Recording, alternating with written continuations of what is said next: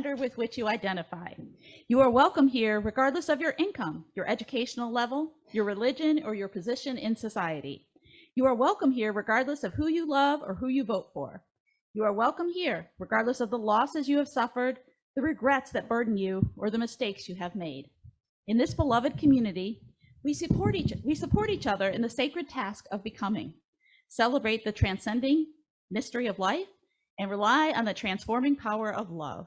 In this community, we honor and revere the words of the great teachers, such as Jesus, the Buddha, and Confucius.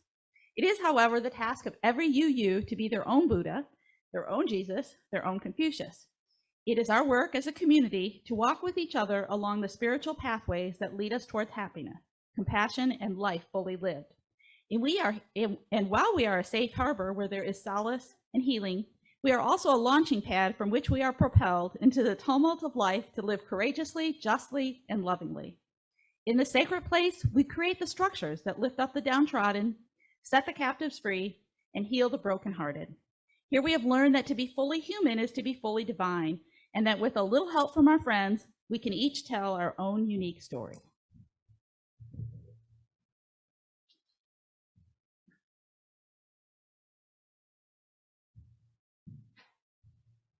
Morning, everyone. I think we've got an interesting service here for you today. Initially, we had a speaker that was going to come and talk about disabilities, but the speaker wasn't able to come, so I was offered the privilege of putting something together today. And of course, in my world, the DRE world, a lot of congregations are looking into how to make our congregations more comfortable for people with neurodiversity. And so I thought today would be a great day to talk about that. And we have some great talent within the congregation here. A lot of people with a lot of experience and a lot of things to tell us. So today's a great day to share all that stuff. Although we'll be talking about it again. So today I'm planting a little seed because in my world, that's something we're working on right now. So there we go. Now we have, oh, I'm sorry. Now we have our Zoom welcoming. Sorry about that. So joining us virtually today, we have Charles Long, Dave Sara, Gail, Joan and Doug, Lisa and Ralph, Anya and baby Nadia, and Vanessa.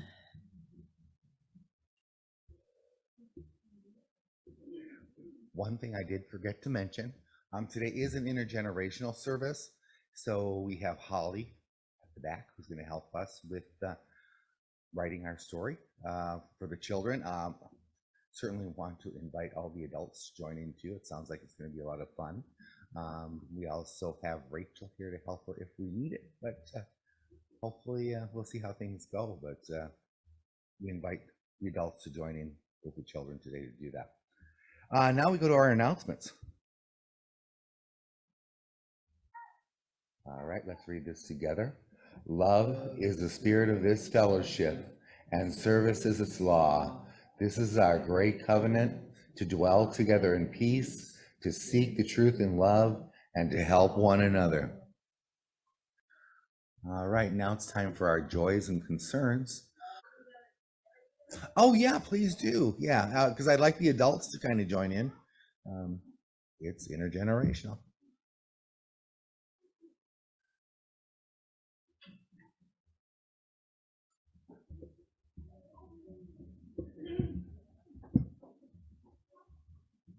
So what we're going to be doing in the back, and what I invite you guys to do too, is we're making a tiny book about ourselves to kind of look at our own differences and the way we see the world and perceive the world.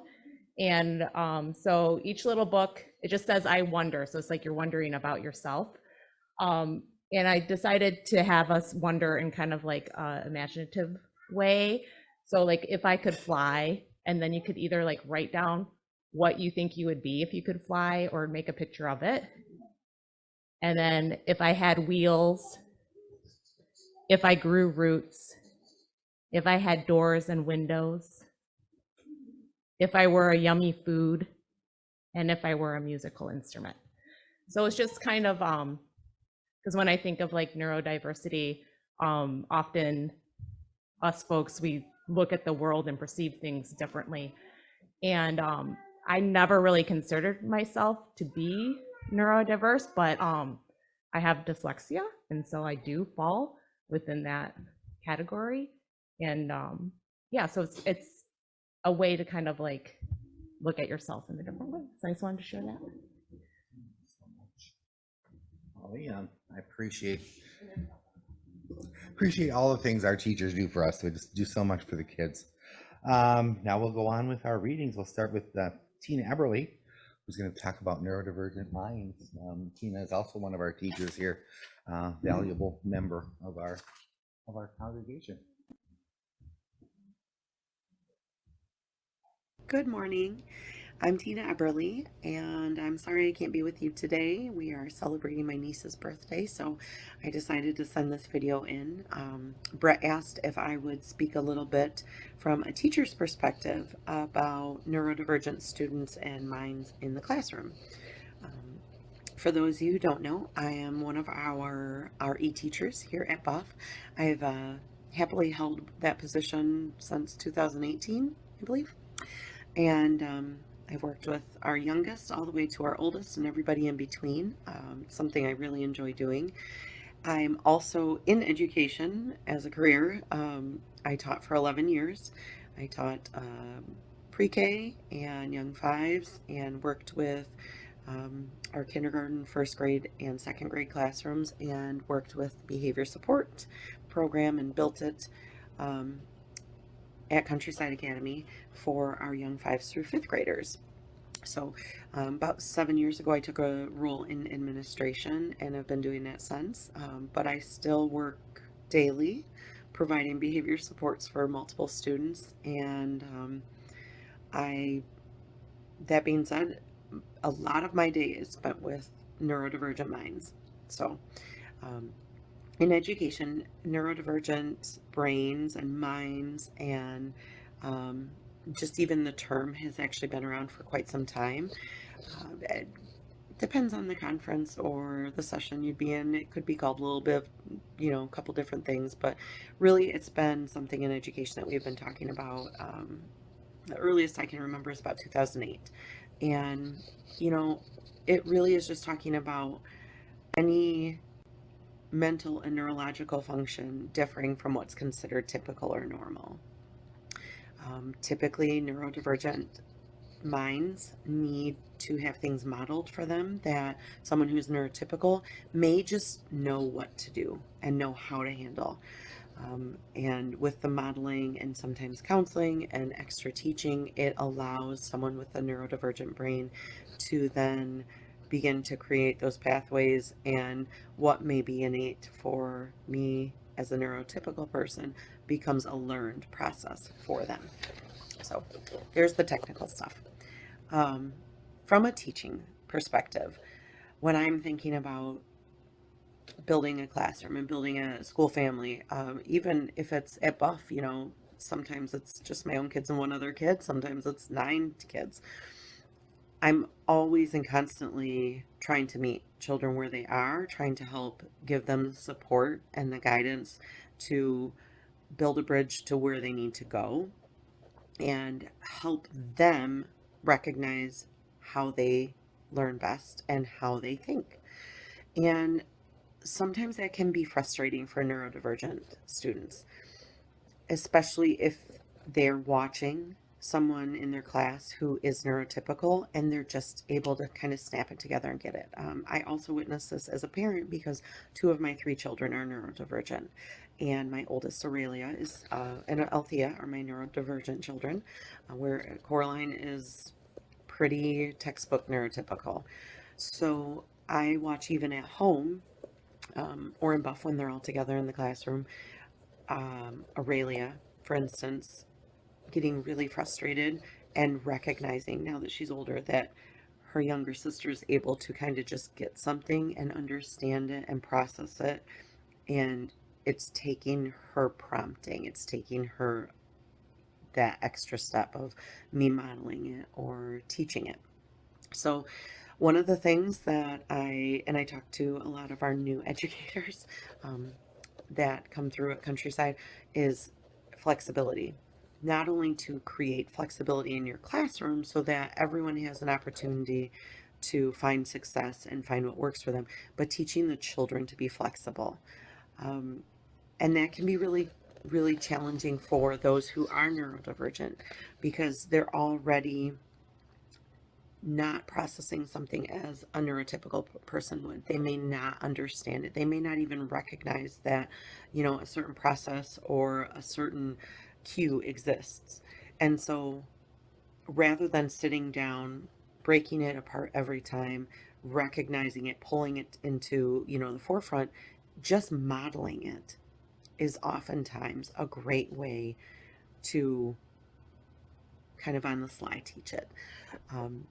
There's a young teacher that I was working with a few years ago, and she had a lot of children actually in her class. Of 24 kids in her class, I think 7 were had been diagnosed with ASD, ODD, ADHD, sensory processing disorder, all these different things, which automatically kind of gave you that neurodivergent title and label as well. And she was brand new, and she saw every acronym come across and got really scared. And I said, "No, this is amazing. You know this up front now. There will be more, trust me." And there were that, children that received a diagnosis throughout the year or needed additional support. I said, "You're knowing this up front. So if you know that, a third of your classroom essentially is neurodivergent, then you know that by just beginning every day and, every chance you get, modeling it, talking your way through what you're doing, not only helps those who are neurodivergent create these new pathways in their brain so that they can, learn this process, it also helps all your neurotypical students because they're not only seeing the process in which they're not only seeing the modeling, they may see it done in a different way. So it teaches them to be flexible. One of the other things that I try to keep in the forefront when thinking about how to reach each student and how to make neurodivergent less of a stigma and less of a scary thing that, educators need to be worried about, because in education right now, especially, it's just always one more thing. So, when I'm thinking about how do we look at neurodivergent minds without that sense of like, oh my gosh, I got to do one more thing. I got to model everything. I got to teach it another thing that, a lot of my children will just know. I just think about the things I don't know yet. There are plenty of things I don't know. I am neurotypical. I do innately understand cues and know just kind of what to do in certain situations. And I did as a child and I did as a young adult. But there are still things I don't know. And I think about the great teachers I've had who have been flexible with me and who have taught me and found the ways that I am successful. In education, we're not just teaching to neurotypical and neurodivergent brains. We are teaching to students who are audio learners and students who are tactile learners and students who will need you to sit with them. Students who need to stand in order to be successful. Students who need to have a few extra bites of food just so that they can focus on anything but being hungry. And so for me, even though, yes, it adds one more thing, it really just hand in hand goes with every part of what it means to be a good educator. Meeting students where they are, helping create the bridge that they can then walk over themselves to get to the next platform. When I think about the neurodivergent mind and brain as a parent, it actually sometimes is more scary. Even though I have the information I have, I do know that in education, and this can vary teacher to teacher, classroom to classroom, administrator to administrator, district to district, being neurodivergent does not always mean that you are going to get what you need. It sometimes means that you're going to be put kind of the back to the back.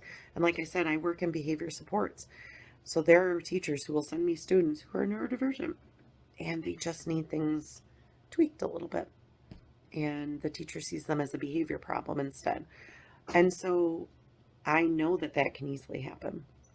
And as an educator, I make it a very conscious effort in my day-to-day to make sure that I am one of the people who are constantly helping those educators understand the difference between a behavior issue and an issue of processing. And so thankfully, I have also found educators in my children's education that have also thought this way. But I am constantly, as a parent, preparing for the day that they don't have an educator who is ready for that. I have put 504 plans in place. I have, stay in constant communication with the teachers and their pediatrician and their counselors, just so that we can always have it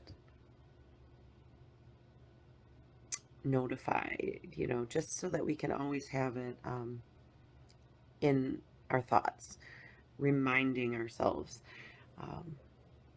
that some of the issues that may occur have nothing to do with behavior, simply processing.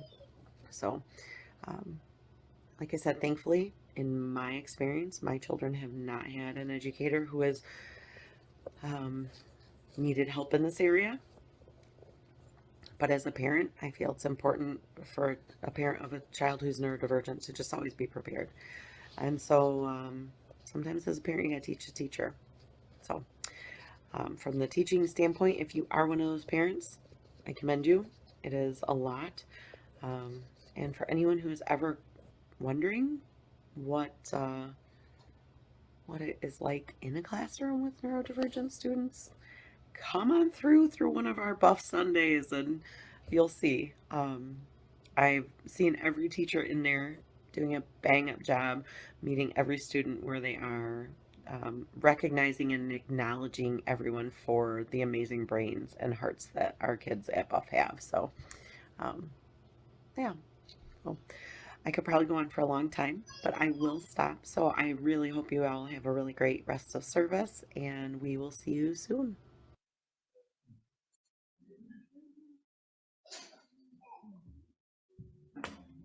All right.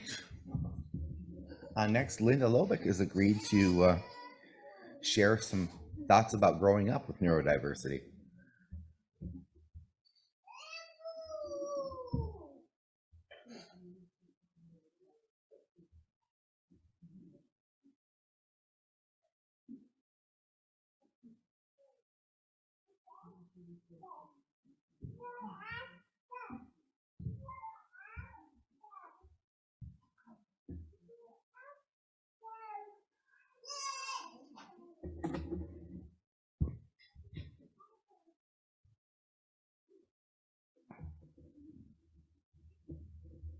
I have both visible and invisible disabilities.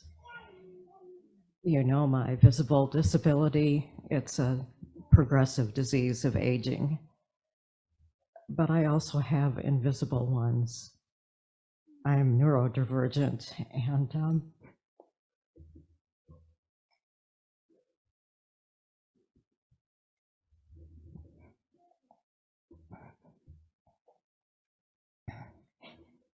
I've realized recently that due to my own internalized ableism, I haven't been able to reveal that. So I'll try to get through this. There are two things I need to talk about. One of them is what I've been diagnosed with, and another is what I have not.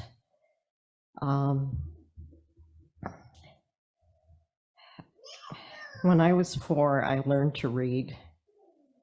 Because of that, my parents had me take an IQ test.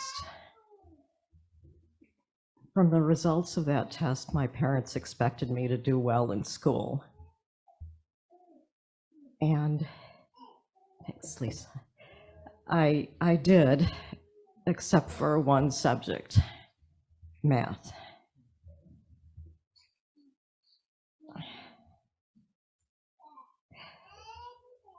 The thing is, my parents did not support me. Instead, when I brought home a report card, it was always, we're concerned about this C, if everything else on my report card was an A. And it was, you're not trying hard enough. I was trying hard. I just couldn't get it. It got worse when I was in high school. Algebra and geometry were both D's. And my problems might have ended there, except that I fell in love with botany. And to do botany or biology, that required taking chemistry. Chemistry has algebra. It's a lot of calculations. The science made sense. I could do the labs because there was an example in front of me of a calculation.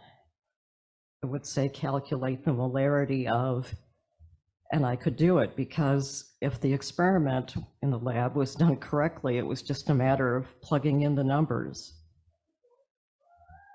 But when it came to a test, asked the same question, I couldn't figure out how to do it. I couldn't remember. So, only due to being able to do the labs, I got a D instead of failing chemistry.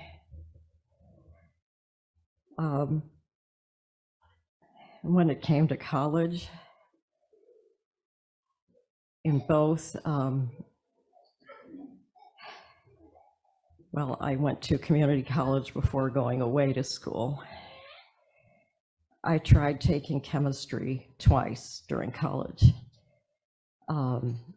I withdrew from the community college course I tried to take in the summer because I could see where it was going. And in my senior year in college, after satisfying most of the requirements for a biology degree,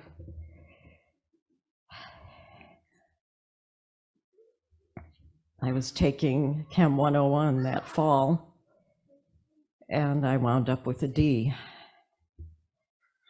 Since I wanted to graduate, all along I'd been taking art classes thinking I could combine the two into illustration because I'd taken some botanical art classes before.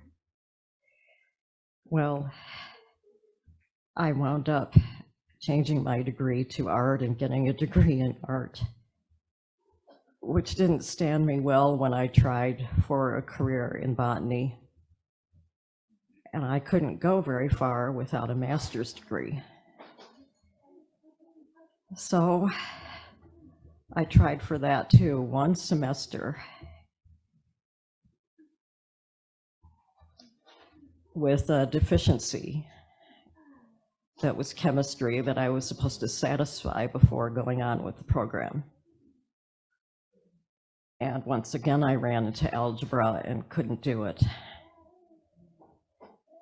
So I withdrew from the program. My advisor was really mad at me. And he said, "What are you doing leaving college to get married? I mean, leaving the program to get married." Well, getting married was incidental. I was too embarrassed to tell him the real reason that I couldn't do the algebra, so I couldn't pass chemistry.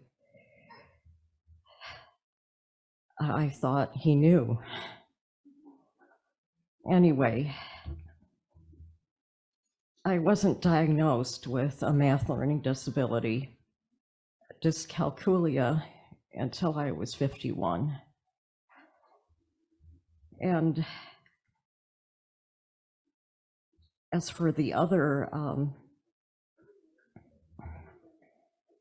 diagnosis, the one I haven't been diagnosed with, I've been struggling with that for most of my life too.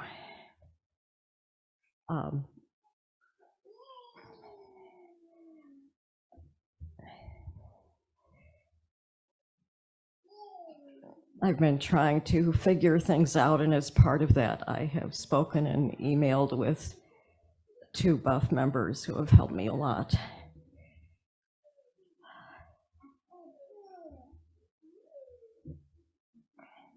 I believe that I have ADD, and I will say it that way because I never had the hyperactive part, which is actually most present in males and not in females. And I read a couple of articles online which said that there were definite gender differences in the expressions of ADD between females and males. And also when I was a kid in the 60s, little girls weren't being diagnosed with that. And as an adult, it's even more difficult, I found, to get diagnosed. This was brought to me recently when I actually read a book review, a novel about a young woman with ADD written by a female author with ADD. And she listed some of the symptoms.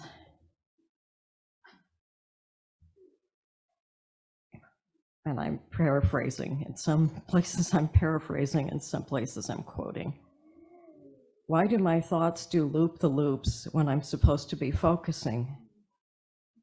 Why does my mind deep dive into special interests? Why does my mind make me avoid certain tasks?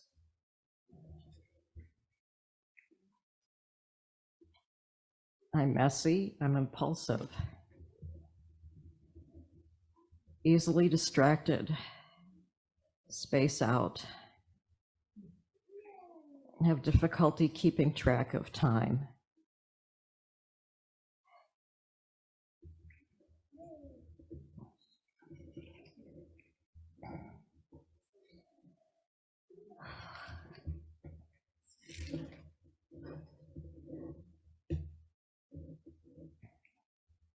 I found an article in The Atlantic that was written 9 years ago by a woman who was recently out of college and was only diagnosed with ADD when she was in college. And it turns out that's when a lot of women are diagnosed. And looking at things in this article, I recognize myself in them too. Disorganized, scattered, introverted, forgetful. I don't usually forget things that have happened, but I forget what I'm supposed to do. If I keep a list, I forget to look at it. It's a constant struggle.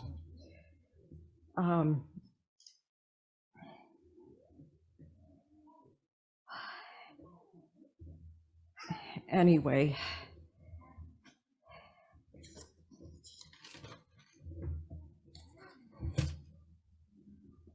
it's been very difficult in my life to deal with social situations and personal relationships.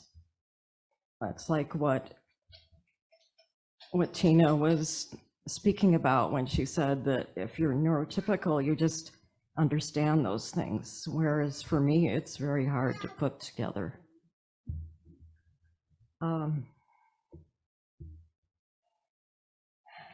Anyway,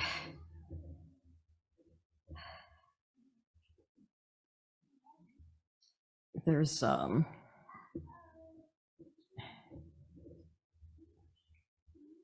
one therapist wrote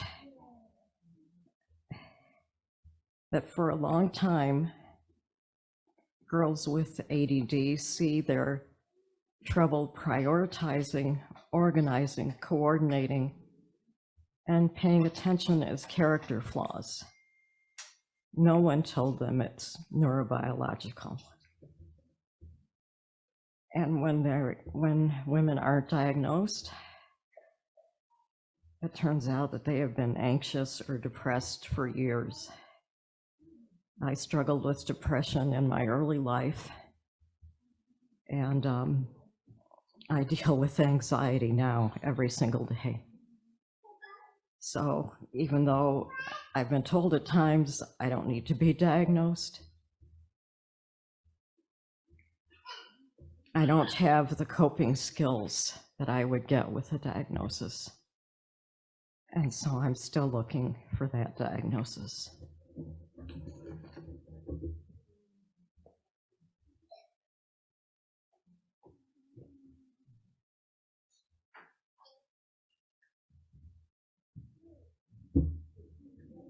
Thank you so much for sharing that, Linda. All right. Any of the children who want to come forward and tell us a little about their book?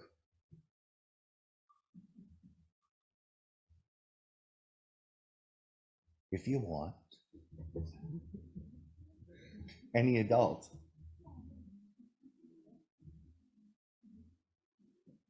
Oh, great. Okay, come on, Liv. Yeah. Okay, I decided to take part in this, and it says, I wonder. So I wonder if I could fly, and I drew a picture of myself as a beautiful bird flying all over the world that said I would just take in the whole planet. And I wonder if I had wheels. I just said I would cruise. I wonder if I could grow roots. I would dig deep and reach high. And if I had doors and windows, I would always be open to everyone. This was a tough one. If I were a yummy food, I would try to appeal to everyone's taste. So I just drew a big old pizza. And if I were a musical instrument, I would be a one-person band.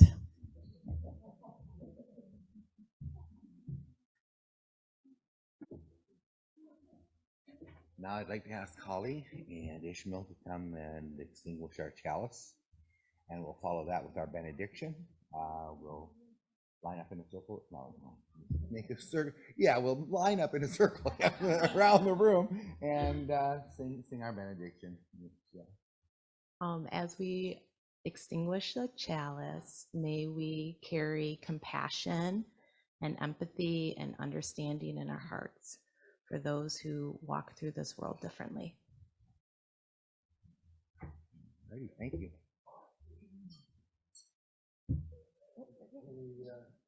The sisters of our room hold hands. Benediction is up on the green sign.